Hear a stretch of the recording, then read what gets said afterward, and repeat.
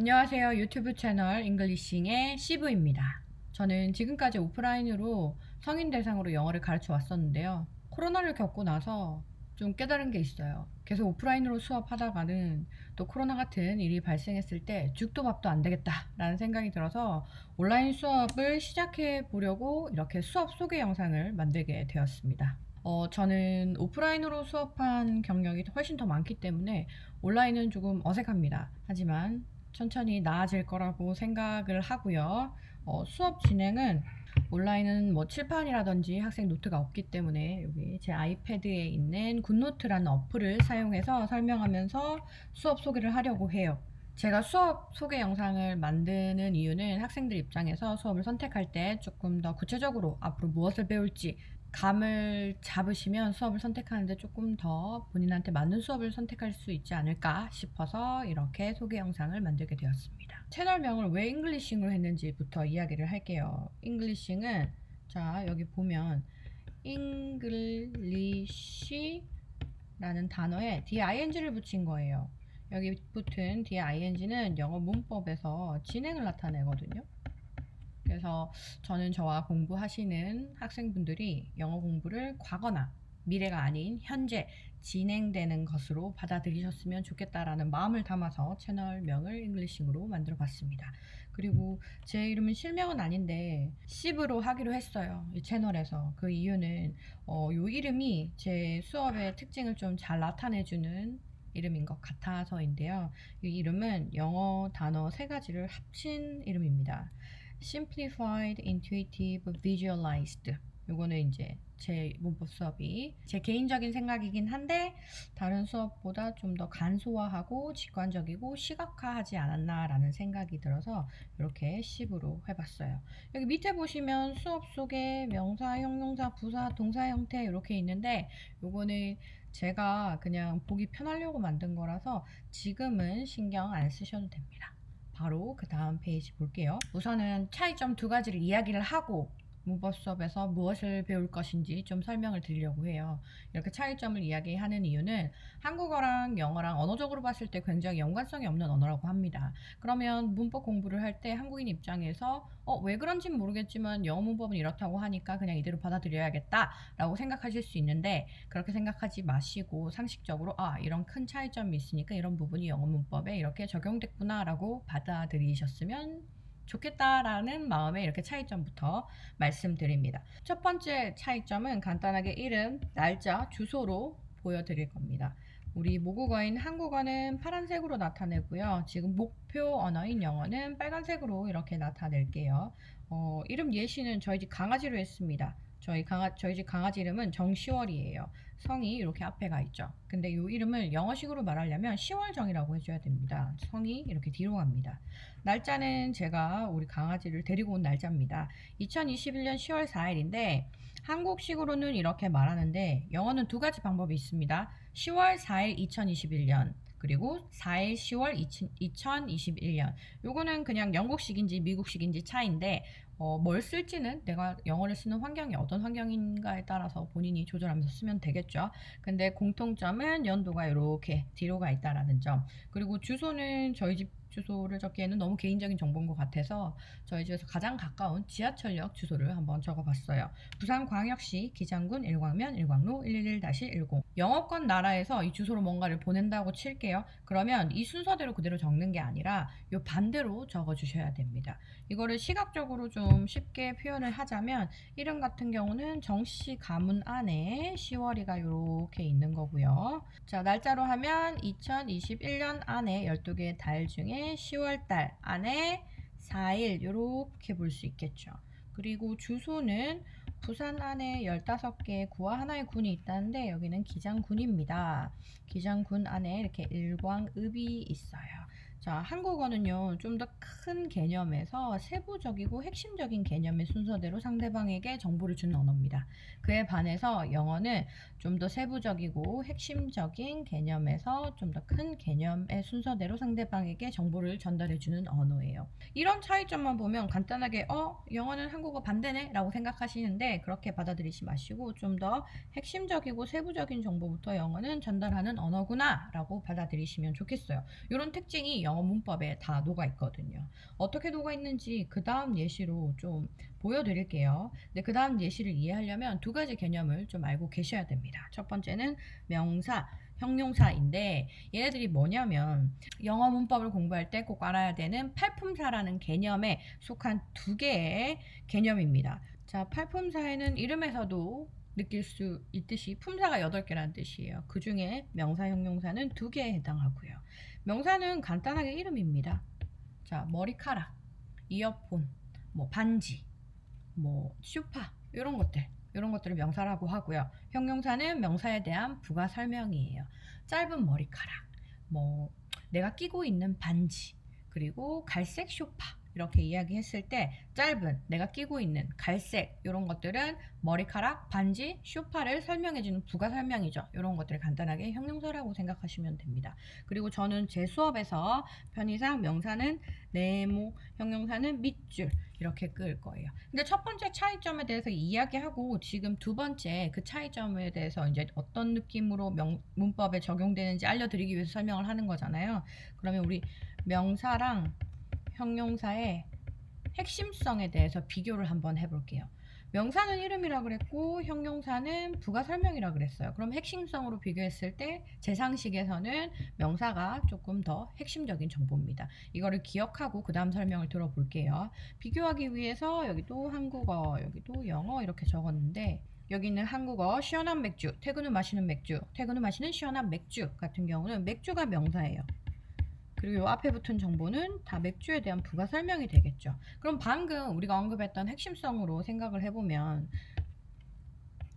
영어는 그럼 이런 형태로 돼 있나? 라고 생각할 수 있는데 사실상 영어는 설명이 짧으면 명사 앞에, 설명이 길면 명사 뒤에, 짧은 거, 긴 거 둘 다 있으면 앞뒤로도 이렇게 붙을 수 있는 언어입니다. 이런 점을 좀 알고 계시면 문법 이해하는 데 좀 도움이 될 것 같아요. 그래서 이 차이점에서 꼭 기억해야 되는 거는 명사 수식어인 형용사가 짧으면 명사 앞에, 길면 명사 뒤에 위치한다 입니다. 그리고 두 번째 차이점에 대해서 이야기를 할 건데 자, 너무 중요합니다. 두 번째 차이점은 타이틀을 어순의 중요성이라고 적어놨어요. 그럼 어순이 뭔지 알아야겠네요. 단어의 순서라고 생각하면 됩니다. 여기서도 한국어와 차이점이 있는데 한국어 파란색, 영어 빨간색으로 표시해 볼게요. 자, 우리 모국어인 한국어는요, 어떤 특징이 있냐면 조사가 발달했어요. 조사는 쉽게 이해해서 은는 이가 을르를 조사라고 합니다. 자, 밑에 예시를 볼게요. 나는 네가 좋아 라는 문장에서 는과 가가 조사라는 거예요. 이런 조사가 발달한 언어를 우리가 사용하기 때문에 가질 수 있는 특징이 뭐냐면 한국어는 어순, 단어의 순서가 바뀌어도 이해하는데 크게 문제가 없습니다. 여기 밑에 보면 나는 네가 좋아, 나는 좋아 네가, 네가 좋아 나는, 네가 나는 좋아, 좋아 나는 네가, 좋아 네가 나는, 이해하는데 전혀 문제가 없죠. 근데 여기서 차이점을 극명하게 느낄 수 있는 게 뭐냐면 영어랑 이 순서를 그대로 영어로 바꾸잖아요. 그러면 여기 있는 I like you를 제외한 다른 어순은 영어에서는 문법적으로 틀린 표현이 됩니다. 그럼 여기서 우리가 느껴야 되는 거 뭐? 우리가 지금 배우고 싶어하는 영어는 단어의 순서, 즉 어순이 중요한 언어이다. 네, 그럼 영어 문법을 잘 이해하기 위해서 우리가 알아야 되는 건 뭐? 그러면 어순에 영향을 주는 요소에 대해서 이해를 하고 있어야겠죠. 그 요소는 동사의 형식입니다. 일반적으로 뭐 5형식 동사 이렇게 들어보셨을 텐데요. 이게 중요하고요. 그럼 동사의 형식에 영향을 주는 요소도 알고 있으면 좀 더 편하겠죠. 바로 아까 잠깐 언급했던 팔품사입니다. 우리가 영어 문법을 공부한다라는 거는 동사의 형식과 팔품사를 이해한 상태에서 공부를 한다라는 뜻이에요. 그럼 동사의 형식과 팔품사에 대해서도 좀 이해가 필요하니까 설명을 한번 해볼게요. 팔품사부터 설명드립니다. 명사랑 형용사에 대해서 이야기했어요. 그리고 명사는 이름, 네모로 표시, 형용사는 명사에 대한 부가 설명, 그리고 밑줄로 표시한다고 했어요. 그 다음에 있는 게 동사입니다. 동사는 크게 영어에서 두 가지로 나눌 수 있습니다.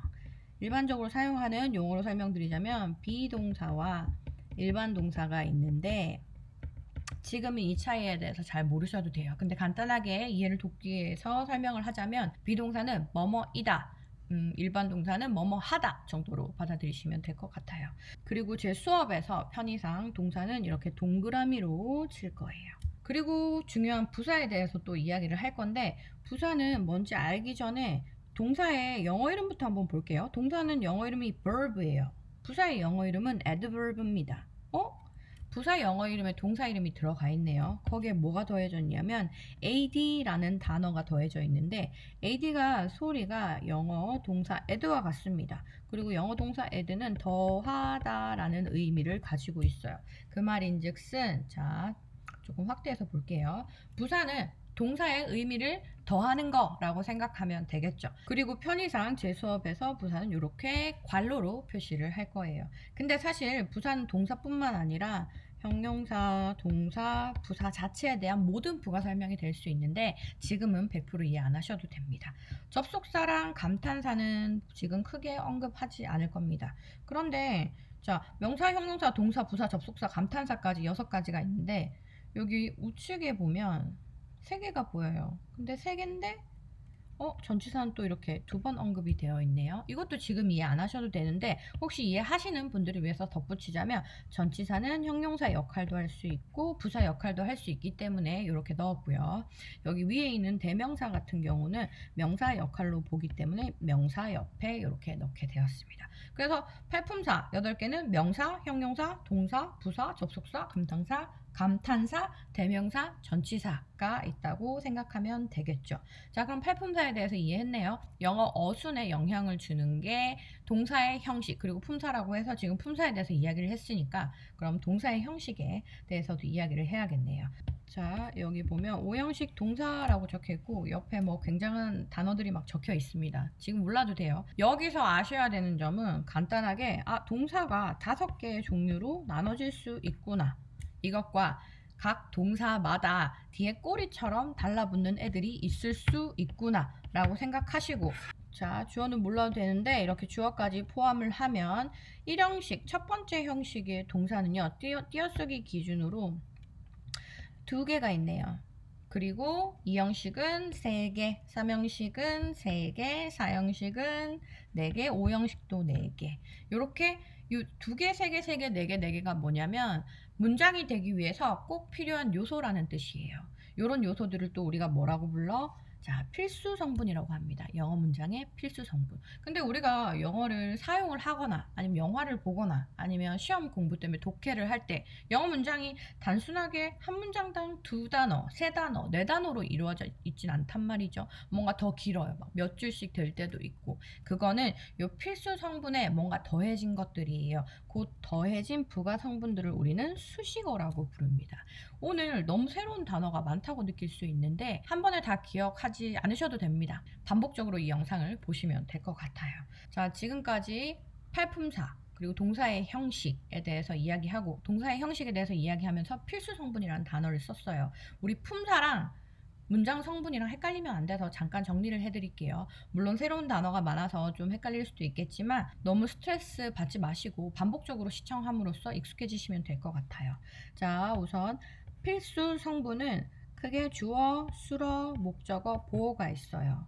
그리고 각 성분마다 들어갈 수 있는 품사가 있습니다. 주어에는 명사, 수어에는 아까 말씀드린 것처럼 비동사, 일반 동사, 목적어에는 또 명사, 보어에는 동사, 원형, 형용사, 명사 이렇게 들어갈 수 있습니다. 지금 다 기억 안 하셔도 됩니다. 다시 한번 말씀드리지만 자, 우리 성분에는 보통 끝에 어가 붙어요.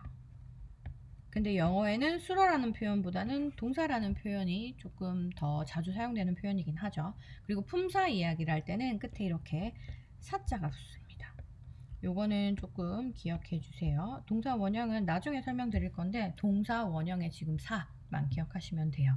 수식어 같은 경우에는 지금은 다 이해 안 하셔도 됩니다. 근데 들어가는 품사 정도는 이야기할 수 있겠죠. 자, 형용사, 부사 이렇게 들어갑니다.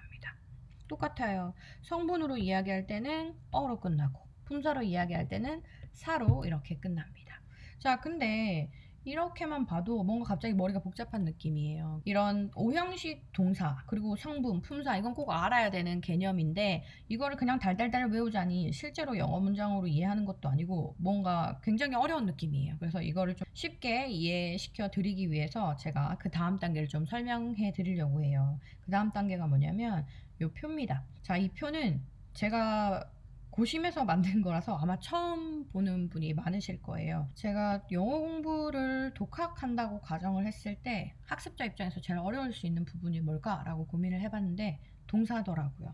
동사는 크게 두 가지로 나눠서 생각할 수 있어요. 비동사, 일반 동사가 아니라 동사는 크게 동사의 형식, 아까 말씀드렸던 오형식이고요. 그리고 동사의 형태, 이 두 가지를 이해하셔야 되는데, 동사의 형식은 제가 방금 설명드렸고 이건 앞으로 반복해서 이야기를 할 부분이라서 문제가 되지 않습니다. 근데 동사의 형태 같은 경우는 굉장히 다양하게 있어요. 이 다양한 형태를 이해하기 위해서 좀 더 쉽게 접근하는 방법이 뭐가 있을까 고민하다가 만든 이 다이어그램 모양입니다. 근데 지금은 여기 있는 걸 다 이해 안 하셔도 되고요. 이렇게 빨간 부분으로 된 부분만 이해하시면 됩니다. 동사는 영어에서 두 가지 있다고 했죠. 비동사랑 일반 동사. 그리고 제가 이렇게 적어놨는데 여기 있는 화살표는 자 간단히 한 거예요. 이렇게 화살표는 시간선입니다. 타임라인. 타임라인이라고 하면 가는 방향을 미래, 그리고 그 반대를 과거. 중간쯤 제가 뭐 만약에 졸라맨을 그린다 그러면 현재라고 생각하시면 되고, 이렇게 매번 쓰기가 귀찮아서 수업 시간에는 이렇게 화살표로만 나타내고 있습니다. 이 빨간색이 뭔지 지금 모르셔도 돼요. 그냥 동사는 크게 두 가지로 나눠질 수 있다 라고 받아들이시고 그 다음 설명 들으시면 됩니다. 우리가 아까 5개의 동사 형식을 알고 있어야 된다고 하고 영어 공부를 해보신 분들은 사실 외우지 않아도 이 표가 뭔지 다 알고 계시는 분도 있을 거예요. 근데 지금 이 동영상 소개의 목적은 이 표가 익숙하신 분들이 아닌 완전 저게 뭐야? 하시는 분들을 위한 거라서 그 다음 설명을 할게요. 자, 여기 타이틀을 보면 영어 문장 필수 성분 품사로 이해하기예요. 근데 아까 처음 봤던 표랑 차이점이 뭐냐면 비동사를 이렇게 빼버렸어요. 뺀 이유는 원래 비동사는 이 형식에 해당합니다. 이 형식은 유일하게 비동사도 들어갈 수 있고 일반 동사도 들어갈 수 있어요. 근데 비동사가 들어가는지 일반 동사가 들어가는지에 따라서 따라올 수 있는 품사가 다른 거예요. 그래서 분리해서 생각을 하면 조금 더 받아들이는 게 쉬운 것 같아서 저는 분리를 했고요. 비동사는 이 형식이긴 하지만 그냥 분리해서 생각합니다. 비동사의 필수 성분은 주어, 동사, 그리고 주격 보호라고 하는데 품사로 이야기로 했죠. 자, 비동사는 명사 네모치기로 했어요. 비동사 동그라미, 동사 원형 뭔지 몰라도 돼요. 우선 동사기 때문에 동그라미 칩니다. 그리고 형용사는 밑줄 끊기로 했고 명사는 네모로 이렇게 치기로 했어요. 그리고 일반 동사로 나누면 일반 동사는 총 5가지의 다른 동사 형식으로 나눌 수 있다고 했어요. 주어는 다 명사밖에 못 들어가요. 그래서 그냥 지금 다 네모 쳐놓을게요. 그리고 동사는 다 동그라미 치기로 했습니다. 이 5가지 차이점. 1형식은 필수 성분이 2개밖에 없어요. 주어, 동사. 2형식은 필수 성분이 주어, 동사, 형용사. 3형식은 주어, 동사, 명사. 4형식은 주어, 동사, 명사, 명사. 5형식은 주어, 동사, 명사, 그리고 동사, 원형, 형용사, 명사. 이렇게 들어가는 거예요. 제가 편의상 명사는 네모, 동사는 동그라미, 형용사는 밑줄로 친다고 했죠. 이렇게 이해하시면 훨씬 영어 문장을 받아들일 때 문법에 맞게 받아들이기가 더 쉬워지는 것 같습니다. 이거를 시각적으로 나타내기 위해 이렇게 그려봤습니다. 타이틀도 제가 오형식 동사 시각화 이렇게 적어놨어요. 그래서 영어 문장은 100%는 아니에요. 100%는 아닌데 뭐 한 90%라고 할까요? 90% 정도는 이 구조 안에서 다 쓰여진다 라고 받아들이면 될 것 같습니다. 자, 그런데 이것만 알면 문법 공부가 쉬워지나요? 아니에요. 자, 문법 공부를 잘 이해하기 위해서 꼭 알아야 되는 문법 용어가 있습니다. 구와 절인데요. 별거 아니에요. 구는 두 단어 이상으로 이루어진 표현을 구라고 합니다. 그리고 절은 주어와 오형식 동사 중 하나의 형식이 포함된 거예요. 무슨 말이냐면 여기 있는 이렇게 주어가 있죠. 이 주어랑 이 6가지 중에서 하나가 포함된 하나의 덩어리를 절이라고 부르는 거예요. 지금까지의 설명은 반복해서 시청을 해서라도 좀 익숙해져서 좀 알고 있어야 되는 개념입니다. 뭐 하기 전에 영어 문법을 확실하게 이해하기 전에. 자, 그래야지 영어 문법 공부가 좀 쉬워지거든요. 자, 그러면 네모 동그라미 밑줄 이것만 이해하고 있으면 영어 문장을 내가 잘 만들 수 있느냐? 그건 아니겠죠. 그럼 뭘 알고 있어야 되냐면 이 그림 보면요. 제일 많이 보이는 도형이 제 눈에는 네모예요. 명사. 그죠? 근데 명사가 많다라는 거는 앞뒤로 형용사가 붙을 수 있다는 뜻이에요. 물론 여기 필수 성분으로 형용사 밑줄도 3개가 보이긴 합니다. 형용사. 그리고 필수 성분으로 동사도 보이죠. 자, 문법 공부란 뭐냐면 이 명사에 해당하는 형태가 어떤 것들이 있는지, 형용사에 해당하는 형태가 어떤 것들이 있는지, 동사에 해당하는 형태는 어떤 것들이 있는 건지 배우는 게 문법 공부겠죠. 이런 것들을 제 문법 수업에서 가르쳐 드릴 예정입니다. 자, 그 다음 내용은요. 영어를 하나도 몰라도, 알파벳을 몰라도 영어를 공부하기 위해서 연습할 수 있는 부분에 대해서 좀 설명을 드릴 건데, 자, 아까 필수 성분 그림 도표를 보면 아까 필수 성분에 대해서 이야기를 했는데 어떤 1형식인지 2형식인지 3형식인지 4형식인지 5형식인지에 상관없이 반드시 들어가는 필수 성분이 있었어요. 그게 주어랑 동사거든요. 거기에 대해서 좀 이야기를 하려고 합니다. 근데 또 한국어랑 영어랑 비교를 좀 해줘야겠죠? 한국어 같은 경우는 우리 한국어 문장에서 한국어 문장에서 동사는 항상 뒤에 붙어 있어요. 그리고 주어는 생략되는 경우가 오버 좀 보태서 7, 80% 이상이라고 생각하시면 될 것 같아요. 근데 영어는 아까도 봤다시피 주어 동사가 필수 성분이라서 반드시 들어가 줘야 됩니다. 근데 이게 은근히 한국어 문장에서 주어 동사 찾는 걸 어려워하시는 분들이 계세요. 그래서 팁을 좀 드리자면 우선 동사부터 찾습니다. 동사를 찾은 후 스스로 누가, 뭐가 라고 질문을 해보시면 찾기가 쉽습니다. 이 연습은 우리 대한민국 국민이라면 카톡을 다 사용을 하시죠? 나랑 카톡을 가장 많이 주고받은 사람과의 대화를 보면서 좀 연습을 할 수 있을 것 같아요. 저 같은 경우는 제 짝꿍이랑 이렇게 주고받은 건데 이렇게 표로 만들어 봤습니다. 뭐 해? 누가 뭐 하는지 언급 안 돼 있어요. 방금 점심 먹고 누가 먹었는지 언급 안 돼 있죠. 이제 10월이 산책시키러 가려고 누가 언급 안 돼 있어요. 점심은 먹었어? 누가 언급 안 되어 있죠. 오늘 점심에 회식이 있어서 중국집 가서 벌써 먹었지. 누가 중국집 가고 누가 뭐 먹었는지 언급 안 되어 있죠. 산책 어디 가려고? 누가 언급 안 되어 있어요. 그냥 동네 한 바퀴 돌게 누가 언급 안 되어 있어요. 오늘 몇 시 퇴근 누군지 또 언급 안 되어 있죠. 아마 7시쯤 사무실 나설 것 같은데 언급 안 되어 있습니다. 오는 길에 맥주 들려서 삼겹살이랑 맥주 사와. 누가 언급 안 되어 있죠. 알았어 이따 봐. 언급 안 되어 있어요. 자, 근데 똑같은 내용을 영어로 하면요. What are you doing? 여기 you 이렇게 있고요. 주어가. 그리고 I just had lunch and I'm about to walk. 10월. 여기 I가 2번이나 들어갔죠. 주어예요. 영어 이해 안 하셔도 돼요. 그냥 빨간색 네모만 보실 수 있으시면 됩니다. Have you had lunch? 이렇게. I've already had at a Chinese restaurant as there was a company lunch today. Where are you going for walk? I will just stroll around the neighborhood. What time will you get off work today? I will probably leave the office around 7. Could you stop by the supermarket on the way home and get some pork belly and beer? Will do. 여기서는 주어가 없긴 합니다. See you soon. 여기도 주어가 없긴 해요. 근데 will do, see you soon 같은 경우는요. 문장이긴 하죠. 근데 너무 자주 사용하는 거라서 약간 관용적인 표현이라고 받아들이시면 좀 마음이 편해질 것 같습니다.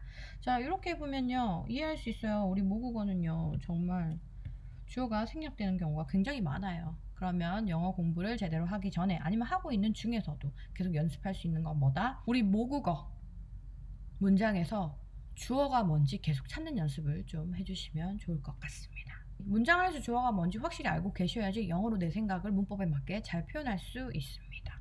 이번 영상은 이제 영어 공부를 제대로 배워본 적이 없다.